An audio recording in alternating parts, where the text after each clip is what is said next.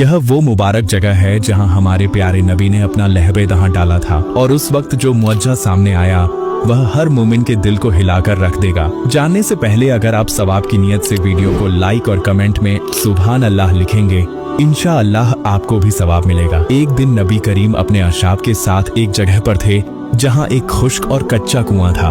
उसमें काफी देर से पानी नहीं आया था। नबी करीम ने अपना लहब उस कुएं में डाला और जैसे ही आपने अपना लहब-ए-दहां डाला वो कुआं का पानी मीठा और बेहतरीन हो गया। सहाबा ने हैरानी से पूछा, या रसूल अल्लाह, आपने ये क्या किया? नबी करीम ने जवाब दिया, मुझे ये कुआं अपनी उम्मत के लिए दिया गया है। जब भी मेरी उम्मत परेशानी में होगी ये कुआं उनको बेहिसाब रहमत और बरकत देगा। इस वक्त अल्लाह ताला ने हजरत जिब्राइल को भेजा और फरमाया, मेरे नबी की दुआ और लहब के जरिए जो उनकी उम्मत इस पानी से फायदा उठाएगी उन्हें कभी भी प्यास नहीं लगेगी, उनकी जिंदगी में कभी कमी नहीं आएगी।